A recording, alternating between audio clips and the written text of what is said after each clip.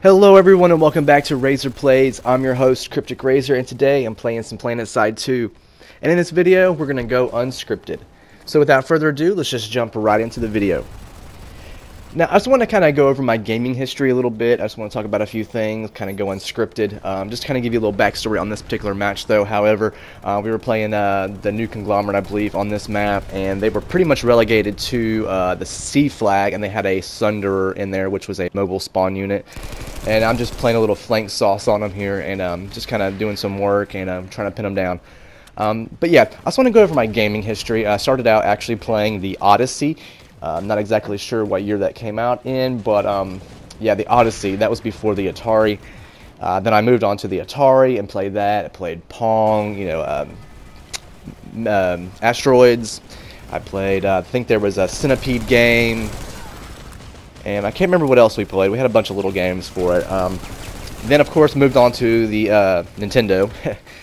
Super Mario Brothers, one of my all-time favorite games of all time. I had the Super NES as well, the Super Nintendo Entertainment System.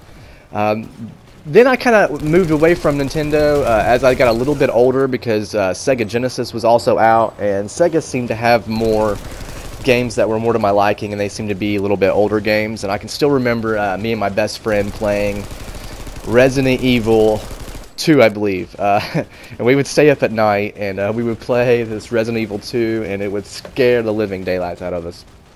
But I had very fond memories of that. Loved that game. Never had the Sega Dreamcast, never had the Nintendo GameCube, but I did have the PlayStation 1. Went to an Xbox, Xbox, the original Xbox.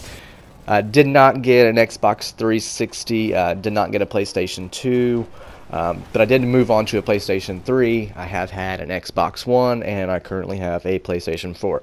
So I have a pretty lengthy gaming history. I am in my 30s, so I've been around for a while. I've been around since I guess the beginning of gaming, so to speak, and to where we're at now. And I can tell you it definitely has come a long way. But one thing I am pretty upset about, and that I'm not a huge fan of, and that is all these pre-order bonuses and these special DLCs that you can only get if you pre-order, and basically companies just trying to get every single dollar that they can out of us. And in my personal opinion, I believe it is actually ruining games in a way.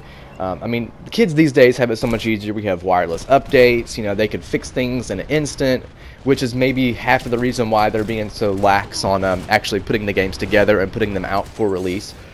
I can say that with pre-orders, the more pre-orders a company gets, the more they go ahead and get their income and they get their money now.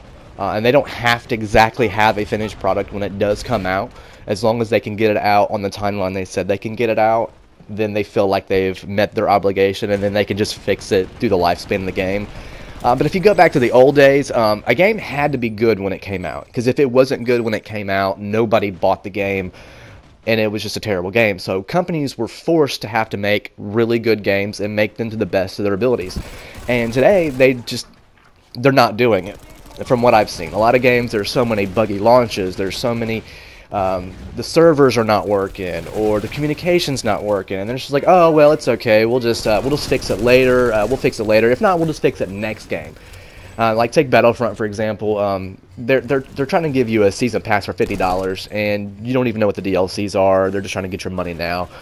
And then, like, for the deluxe edition, I believe it's like $10 more, and all you're getting is a couple early access to some guns and grenades, and you get a couple emotions to where, I mean, and this is stupid. I mean, you're paying for stuff that you're already going to get in the game. And then that's another thing, that a lot of these companies are taking things out of the games that should already be in the games, just so they can get extra money from it. So it's almost like video games are becoming a la carte these days. And basically that means buy every single item. So it's going to be almost to a point, it seems like, where they're going to offer the single player campaign maybe for like $30, and maybe offer the multiplayer for $30, and then you can buy things separately. But let me know what you guys think in the comments below. Let me know. I like to hear your guys' gaming history. Where do you guys think the future of gaming is going? Always don't forget to hit that like and that subscribe. And as always, thank you guys for watching, and stay sharp.